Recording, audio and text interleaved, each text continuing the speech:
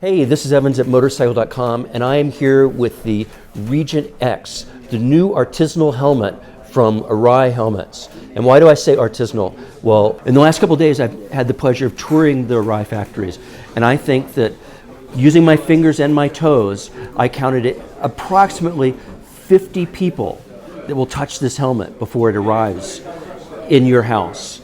And it goes everywhere from the people who cut the fabric that's made the strengthening weaves, the people that put the layers of fabric together in packs, and then to the people that actually put them in the 200-degree molds and put the resin in and expand it out to create the shell. It's just amazing the number of people that have to actually put their hands on these helmets to make sure they're right. Then there are the multiple inspection processes. Every single helmet, no matter where the shell is manufactured, in the main facility or the headquarters facility, all get shipped to the headquarters facility to receive their final inspection before anything else is done to it. That's how hands-on Arai is in developing their helmets.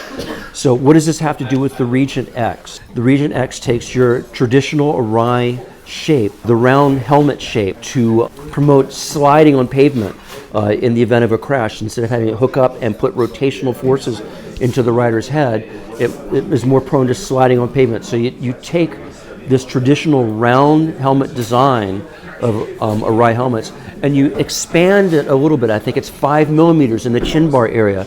And what that does is it makes it a little easier to take the helmet on and off.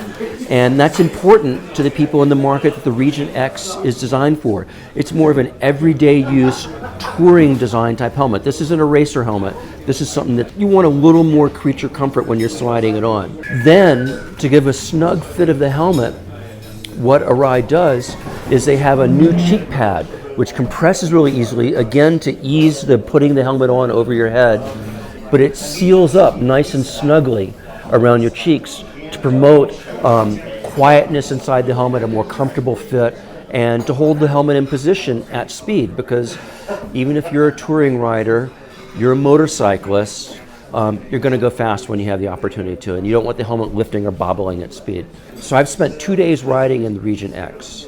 It's easy to put on, it's super, super comfortable. The visor seals really well. We got caught in a torrential downpour yesterday, and it was an airtight and watertight seal. I did not get a single drip inside the helmet on my face. Being pinlock ready, I didn't have to worry about any fog because I had a pinlock visor installed.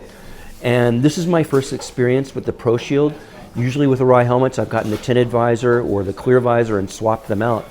But I used the Pro Shield the last 2 days, and the convenience of being able to flip up the tinted portion when I go through, say, a mile-long tunnel. And here in Japan, the tunnels aren't lit up as bright. You know, it's not like an amusement park ride like it is in the US, or at least in California. And so I have really enjoyed that option to flip up the visor. Now, why does Arai not put the visor inside the helmet like on other manufacturers? It's because their corporate philosophy is that it would require a denser, heavier foam to be able to do the same amount of impact absorption in a smaller area, because the space of the visor eats up space between the shell and the helmet. So you've got less space to work with. So their philosophy has dictated that they put it on the outside, and it makes sense to me. It works very well. I'm comfortable knowing that I've got more impact protection right up here where there's a higher percentage of impacts, and also it's around the opening, which is, because it's a big opening, it's a place where you need for it to be stronger. When I was talking about the traditional Arai shape, they have always manufactured helmets with a rounder shape. It's part of their core philosophy. And it goes into other areas of the construction of the helmet as well.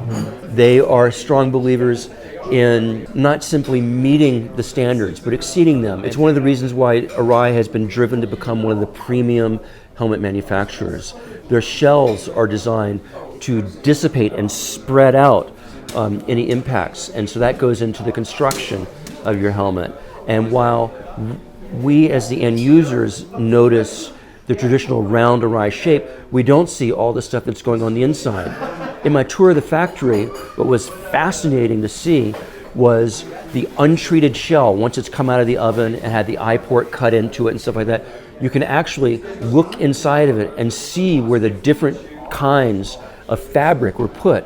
And what they do is they augment its crush capability. It crushes itself to spread out the impact, but it keeps it from failing.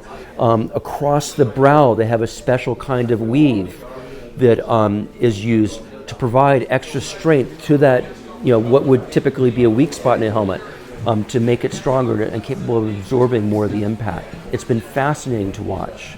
I mentioned before how each helmet shell goes through a minimum of 2 inspections for its thickness and its uniformity of resin and all that. That's because a helmet that's too thick will be too heavy and may not perform as well, may not be as comfortable, it will throw off the center of gravity. A helmet that's too thin may not have the ability to absorb the shock.